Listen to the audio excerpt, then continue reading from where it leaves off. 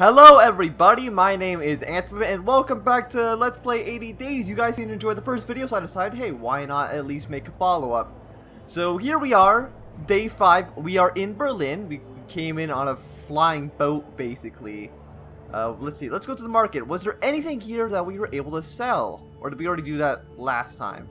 Did we do that last time? I think so. Okay, so can we go to like a globe? We want to go back. I want to go to the globe. Where the hell is that city? Can I see cities' names on here? I see nothing. There's no city names. I was just wondering where the hell this city is. Khartoum. It sounds probably like it's in the Middle East, but we have something that sells St. Petersburg, Budapest, South. And then this sells in Moscow, so I did kind of want to go towards Moscow because we have something that's actually worth money. I keep hitting escape when I probably shouldn't be. Well, when can we leave? Do I just have to look at the hotel? Probably. We'll take a sleep in the hotel then. Until morning. Okay, we're back up to 100% health. With what remains of the day, I did some minor alterations. I will stretch my legs. We'll go for a nice walk. Found nothing. Okay, well, that was kind of a waste of time then. Explore 4 hours. We need to find a way out of Berlin, basically. New routes discovered to Copenhagen, Warsaw. I think Berlin, they tell me, was once filled with glorious sound of people speaking French, but not anymore. Why would it ever be filled, other than with Napoleon, why would they ever be speaking French? Now there is nothing but the crashing of gears. Every street corner is equipped with rotaries, wheel systems that spin globes this way and that. Their purpose is unclear, but I know people. Well, actually, when I investigated one, throwing my shoes at it, clamoring at, I'll throw my shoes at it. Throwing my shoes at it, I discovered they were extremely robust. Not glass at all, I suspect, but some kind of crystal. The mystery persisted until nightfall when the globes all lit up, and the people of Berlin clustered around the warmth of the globe to drink beer and converse. It seems to that they work hard, but they celebrate with equal vigor. I avoided the festivities. I'm not hanging out with these goddamn Germans.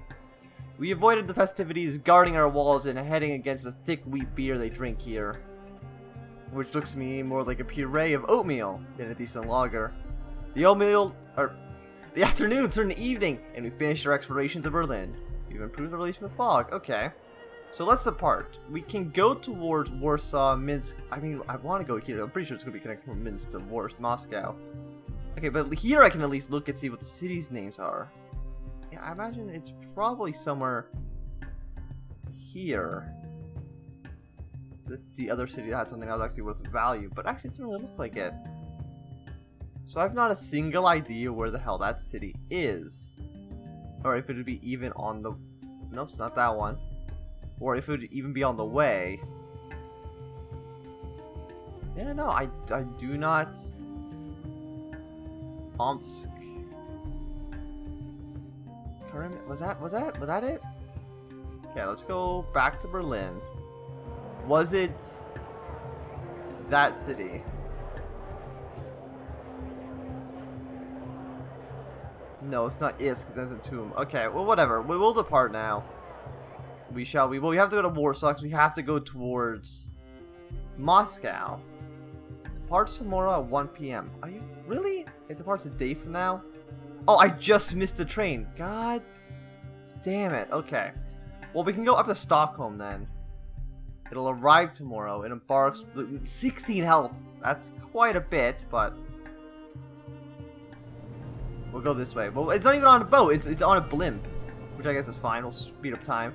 The Nordic Flyer was a small chartered airship crewed by a trio of Norwegian women, one ancient woman age and one in the prime of... Okay, well, I picked the wrong one. With flashing blue eyes, whom I frankly was rather afraid of. The ropes were loosened and we drifted in the skies.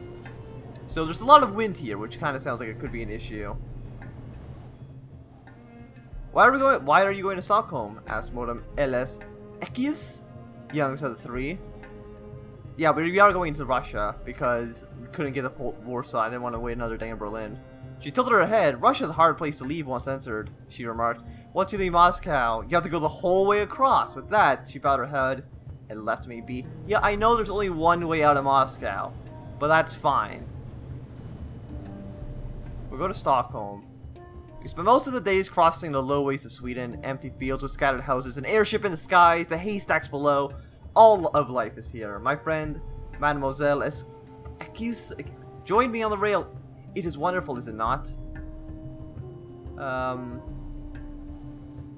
One day when I'm done with gentlemen, such a place will be my home. She shook her head. If you're attempting a proposition, monsieur, you would do well to turn your attentions elsewhere. I was not, I protested. I'm going around the world. Then I'm definitely not going to marry you. There was a call from the upper deck. We were above Stockholm. The eldest woman threw out the painter and unraveled down the road. Threw out the painter. Okay. Slowly we had descended towards the city. Okay. Well, we're probably going to lose a lot of health, but that is fine. Yeah, we're down to 84. The lapis eye could earn us well here. Did it sell well in Stockholm?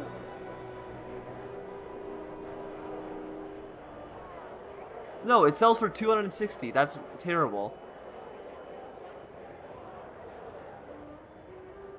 Okay, we can buy more sets. Urban Traveler, the Russian Gentleman. I mean, right now we're dressed as an Englishman. Antalya. Where the hell's Antalya? I've not a single idea. Where is Antalya? Just take a quick look. I don't think it's on the way, so I don't really care. We'll just kind of stay. We'll stay in Stockholm. Let's go to the market. Oh, we were already in the market. Nothing actually sold here, so we'll go back. We'll stay in the hotel for the day. Do a little bit of an exploration. Figure out how the hell we get out of Stockholm. We found our very hotel to be well appointed, and we were glad of it, because the streets outside became fearfully cold as night fell. It is a wonder people can live in such a chilly place, I remarked to my master, who gave me a look even chillier in response. People, he replied, live everywhere. A cheerful thought! From the way he turned his head, it was clear that Monsieur Fogg found my remark distasteful, but he made no particular rejoinder. At this moment, there was a hurry knocking at our door. The hour's late, Monsieur Fogg, remarked primly. No doubt, a tactic instructed to leave the door be. I did as instructed by the knocking sound again, and then a voice called passport. Yeah, no shit, it's for you. Monsieur Fogg did not reply, but busied himself with the newspaper, went to the door, and almost fell in surprise as a young woman hurried in. Passport, she said wildly. I've changed my mind. I shall marry you. It was Mademoiselle Elsa Accuse, the girl from the airship. I tried to usher. I smiled, helplessly charmed. This was an inconvenient turn of affairs, but who was I to ignore such a compliment? Mademoiselle Elsa continued regardless. I couldn't take any more stuck on a boat with my mother and grandmother. I want to come with you. I want to see the world, all of it. Will you take me? I cannot abduct you. Yeah, I cannot abduct you, young lady. Even if you'd like to go with us, I told her. It's not proper. Her expression turned sad. But monsieur, you cannot doom me to a life as a spinster. It is cruel. It's not for me to choose your life, I replied. I am sorry, but you must return to your family. She looked most dejected. She then said, at least they let me sleep here tonight. On the chase. Give me one night of such an adventure. I don't even know if we're going to stay here for the night, so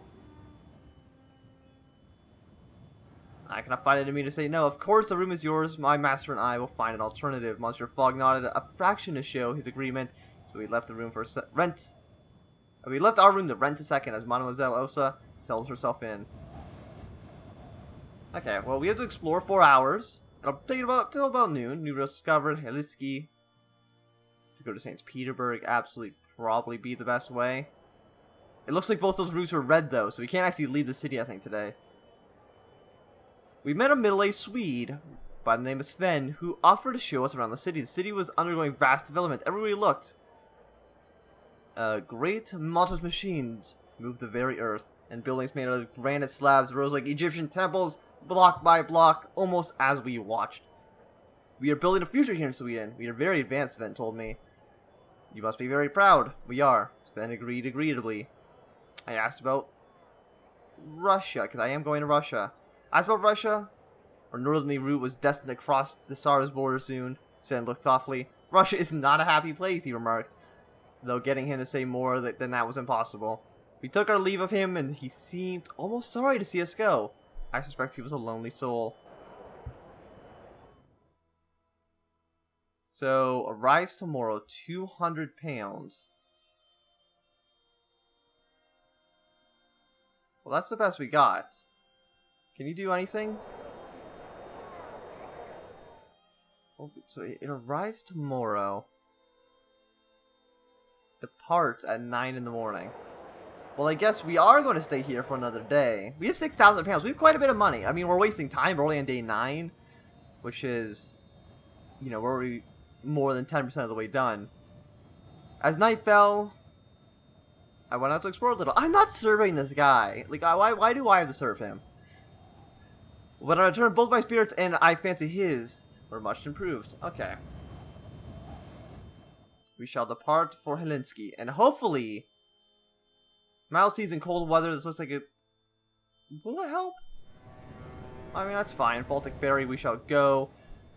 Hopefully, go to St. Petersburg right away. Hopefully, there's enough time to do that. The morning. I mean, we've only gone this way, and it's been an hour, so.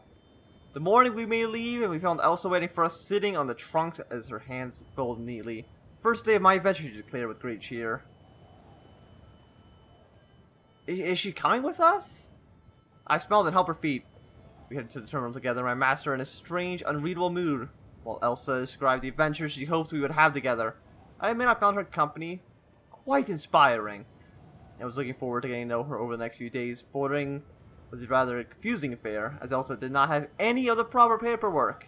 How do you not have the paper? You just came from Germany. You think you'd at least have like some sort of passport or something.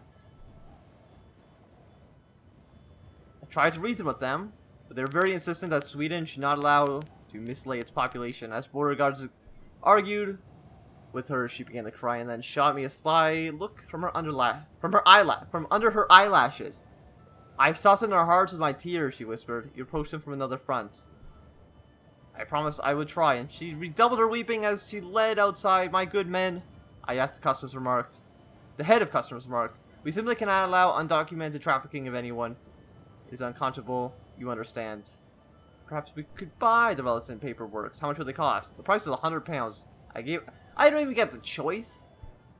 Fine. How did I lose? I guess maybe sleeping at night? £100 though. That is a steep price for, you know, like 1880. I gave him to him, but fucking Elsa, nor for that matter, was one of our suitcases.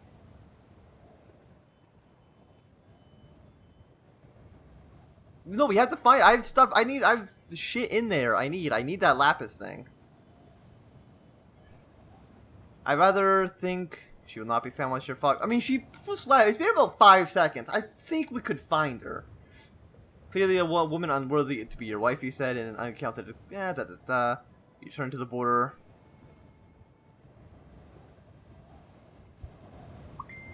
No, phone.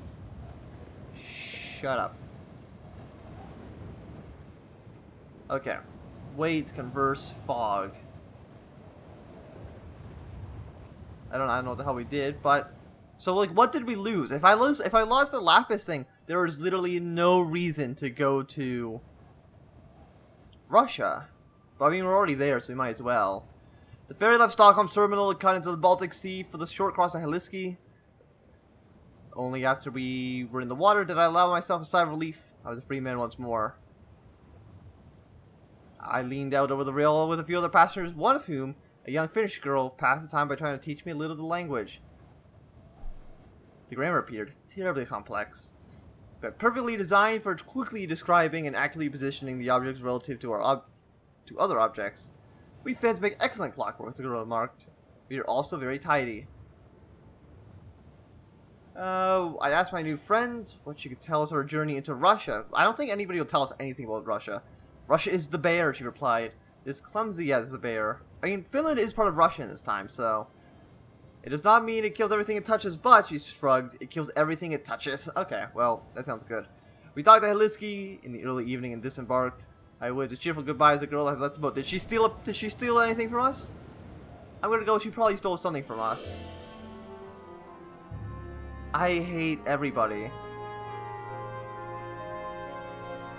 Well, we're going to St. Petersburg, so we might as well buy this.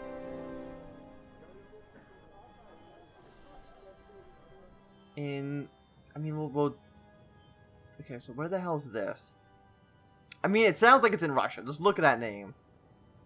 Let's look at the plan. I mean, we're going to St. Petersburg soon. It's down here. Well, the question is, do we want to go to Moscow and then go across, like, Siberia? To, like, China? Or, what the hell would this take us? This would just, I think that'll just take us too long. So we'll stay in Helsinki. It would have been faster if we just took a boat and sailed from England to here, but that's beside the point. I guess we'll just stay in night. We'll pass the night here. I think it costs us like $100 to be... £100 to spend the night, which is... I don't know where we're staying that it costs us much. In the lobby of our little hotel, there are 15 different varieties of vodka flavored with various herbs and berries. My Finnish friends on the boat, Ija, joined me. But I did mention we had agreed to meet. Perhaps I neglected to say. You know, let's try the licorice flavor. I found it sweet and dark and utterly beguiling. Edge's company was edifyingly pleasurable. Okay, I have to finish the bar. We went to the sauna. The Finns are, it seems, quite generous. Did I say generous? Quite generous with themselves, and have wonderful caviar approach for one of the steams where, well, as they say, one in Rome and one in Helsinki. It really is too cold not to enjoy the cabin with a smoking wood burner. As we heat ourselves, she jumped in the river. That seems a little bit cold. Your most entertaining passport, Edge declared. Here's something to remember me by. She passes me. She gives me a peck on the cheek. A mark of friendship between us. Okay, that's fine. So this opens at 7. I mean, I want to skip at least 2-7. So we'll take the timetable. We can just sell it right away. Monkey wrench, part of the engineer set, part of the Russian gentleman. I mean, I wish I got the other part of the Russian gentleman outfit, having this hat here. But that is fine. We'll see. So this is for the United States. I mean, it's not bad to have it. You just kind of know where everything is. Go back to the market. We'll just sell it back to them. I mean, it sells for £1. We paid more than that, but that's fine. We shall explore. Let's try to find at least something. Oh, no, why would anybody want to go up there? Oh, wait, no, we already had the route. We already knew where to go. We were accustomed outside the visa in Helsinki by a stone-faced official with white blonde hair. He prodded me on the shoulder.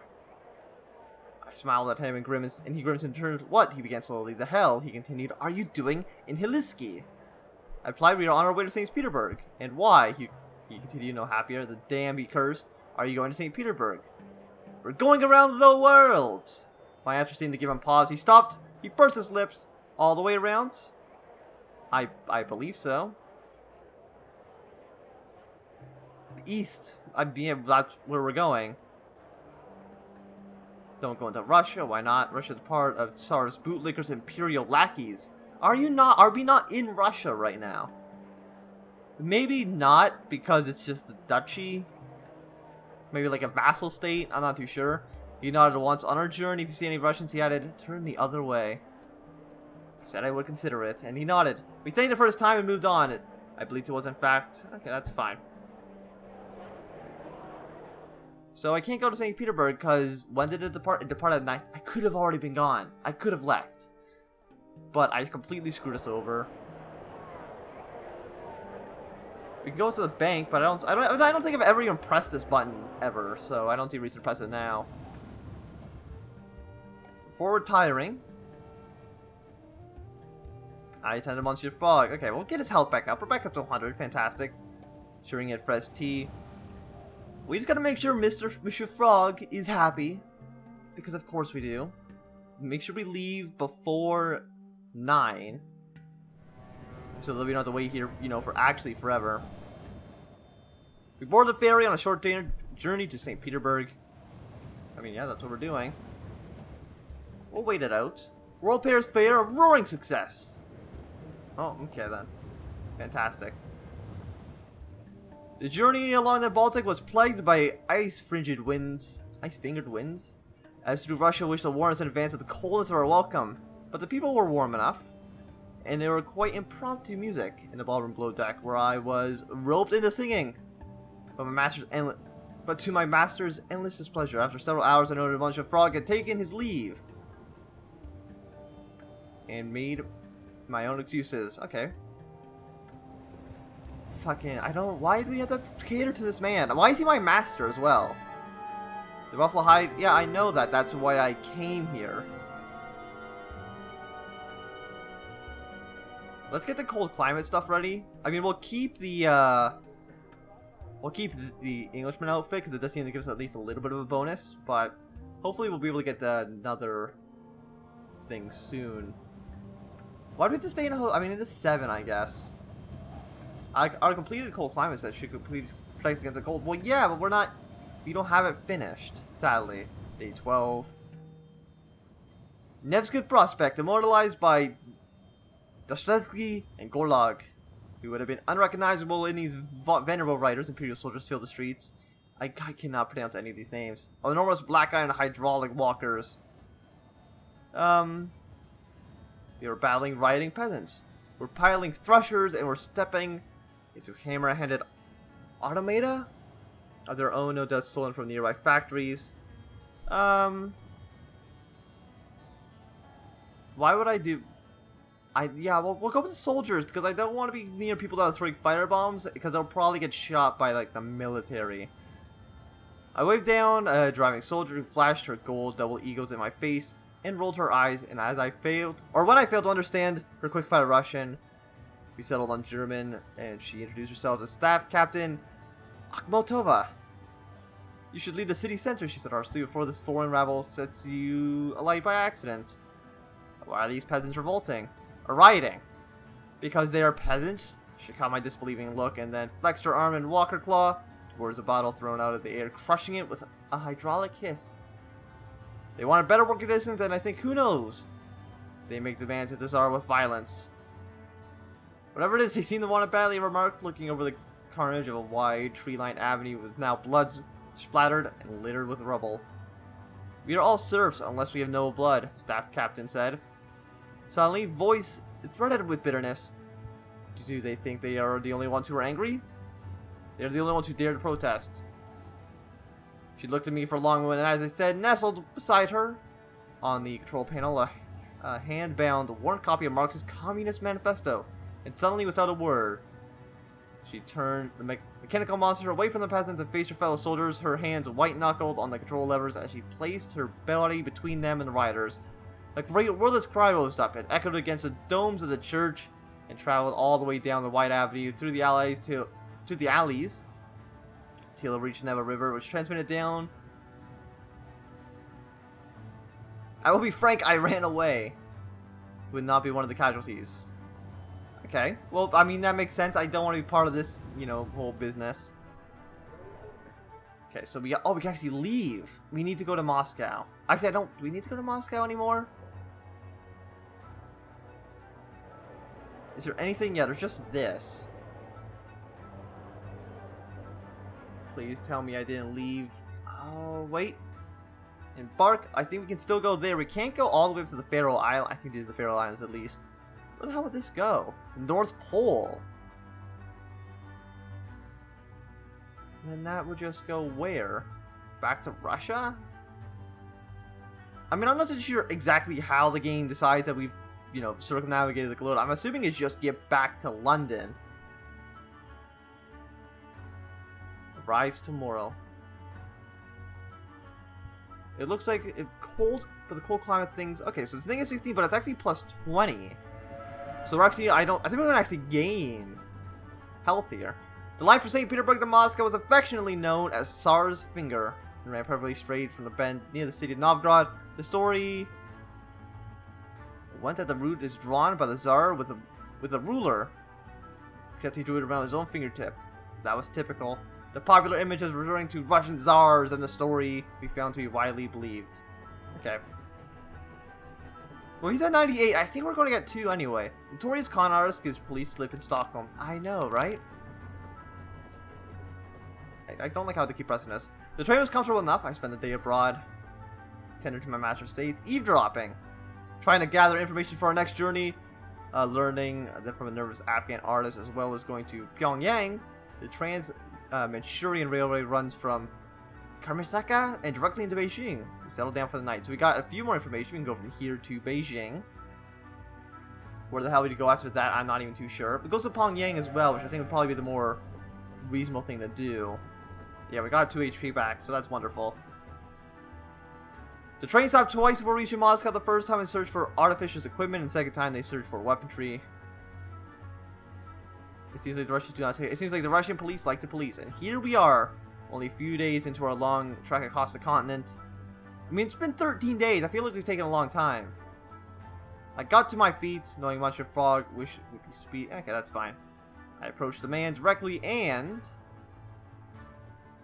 demanded he turn himself in. Whatever you're seeking to hide, Monsieur, I declared, is not worth making other travelers suffer. The guards, spurred by my words, grabbed the man by his arms and marched him towards the train. I watched out the window as the man with the case was searched and his possession confiscated before he was led away. I must confess, I felt no pride in my actions, but we made it to... Wow, so I think we just killed a man to get to Moscow at least slightly faster than we would have otherwise. So let's go to the market. Knitted gloves.